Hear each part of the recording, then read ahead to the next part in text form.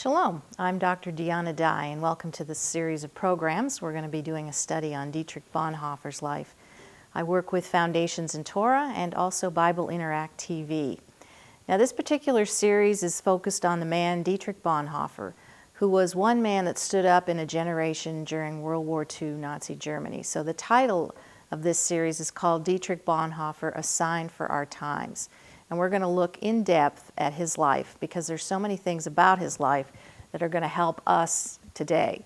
So as we see through his eyes sort of the warning signs that came with World War II, we know that history repeats itself, that it is a pattern that is repeated over and over again.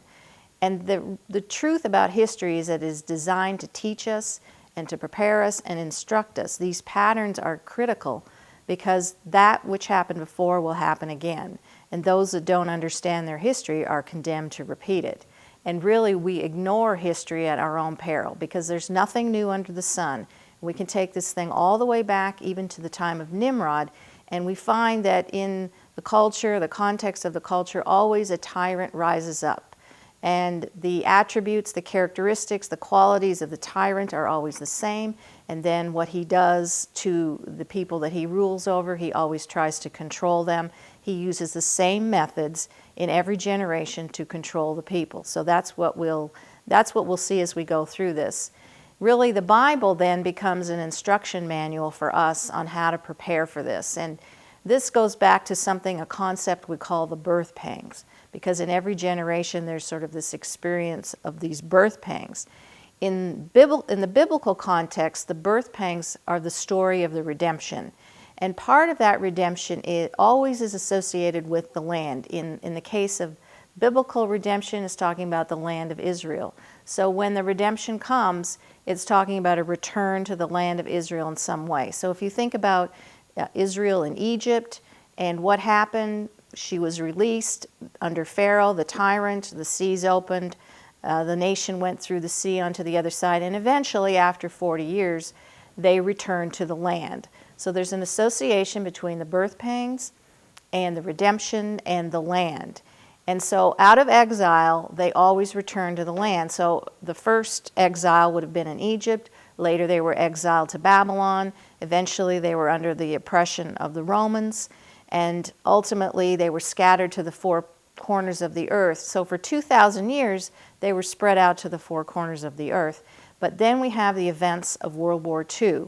And as tragic and as horrible, and at a time of horrific dimensions, we can't even process it, those of us in this generation.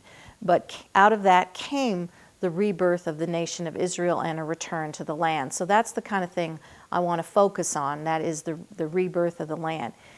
Now, we see this happening in World War II Germany and through the life of Dietrich Bonhoeffer. Many lessons are learned because this was one man speaking through an entire generation. I believe he's really a clue to the future, that his experience and the words he spoke and what he did are kind of a roadmap for us. He was one who faced pure evil. Certainly everyone in that generation at that time in Germany and in Europe faced pure evil, but how did they respond to it? Well, Dietrich Bonhoeffer pushed back against that evil at the cost of his very life. He spent a lot of time considering the chaos around him. He meditated on what is evil and what is one's response to it. What should the church do? How should the church speak? What was the role of the church at that time? What is the relationship between the church and the state? This is a question that we've all asked ourselves since the beginning of time. He also considered deeply what is the role of the believer. How does the individual fight back and push back? What is the believer's responsibility in this? And so Bonhoeffer, in thinking of these things, he came to understand a great deal about himself and about the generation that he lived in, about the church that he was a part of.